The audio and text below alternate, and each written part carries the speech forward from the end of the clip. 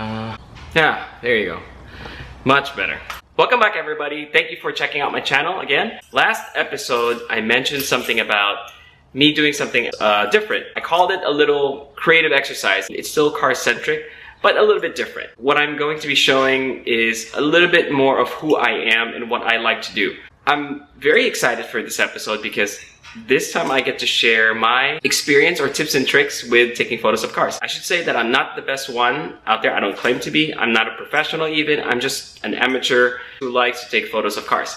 And so, with that out of the way, I would like to share some tips or techniques that I've learned from other people and from reading online and just experience in general. For this episode, we are going to be shooting with this one. It's basically a regular DSLR. You can pick one up used or brand new.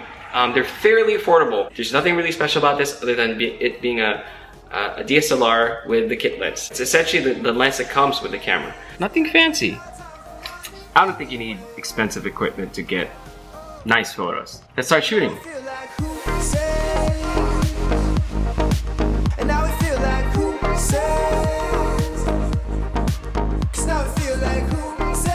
Step one, obviously you look for a location. Just found a pretty cool and quiet location. So we definitely don't want to bother anyone. Let's get started. First thing I want to talk about is a thing called the rule of thirds. You'll hear this a lot in photography. And what it is if you can imagine your photo divided into 9 parts, you'll have 4 intersecting lines.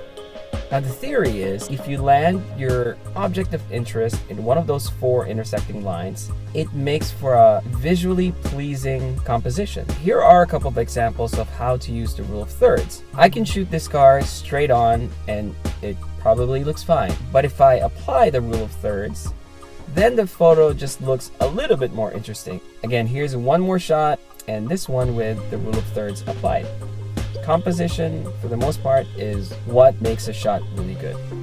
Let's talk about being in focus. Make sure that your subject is crisp and clear. Otherwise, you're going to be like, that's a very interesting tree right there. A good tip is to focus on the headlights of the car.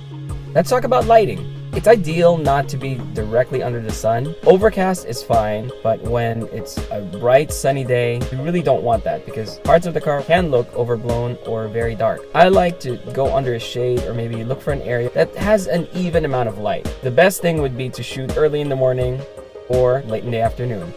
Now here's another thing that I like doing when I'm shooting a car. Whenever I'm shooting a car at an angle, I make sure that the wheels are pointed towards me or the camera. It just makes the photo look much more interesting rather than this.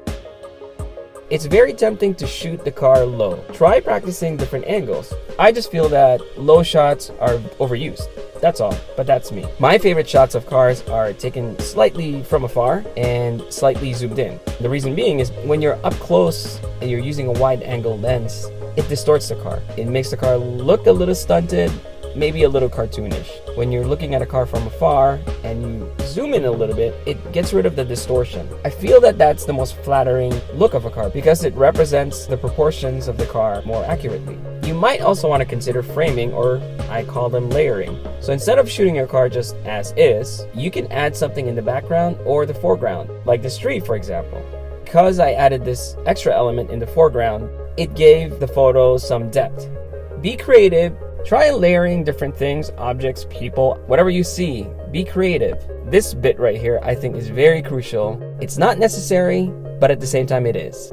It's called a circular polarizer, and I'll tell you why. Here's the car if I were to shoot it without the polarizer, but if I twist the polarizer, it actually turns it on and gets rid of all these glares and reflections. You can suddenly see the interior of the car. If you can spend a little bit of money, definitely buy one of these. I see this thing a lot and I'm guilty of doing this myself, but don't tilt your photos.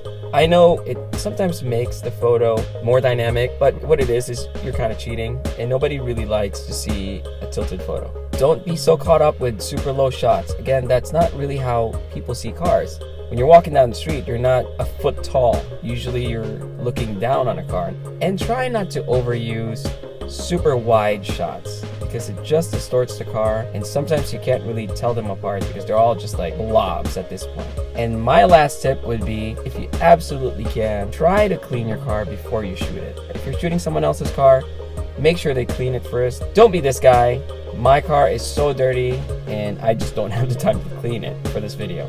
Try to keep your car clean because it's going to save you a lot of time and effort during post-processing, and you are going to love yourself for doing that.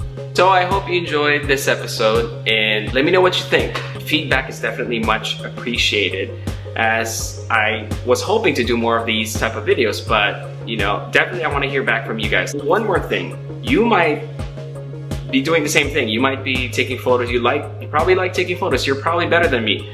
Having said that, I would love to see your guys' work. So if you have an IG account or anything, you know, send me a link or comment your IG account down below so I can follow you guys, pick your brain, maybe steal some ideas. You know, just sharing the creativity. You know, I could learn a couple of things from you guys. But yeah, my Instagram account is down below. Until next time, thank you for watching, and I'll see you guys around.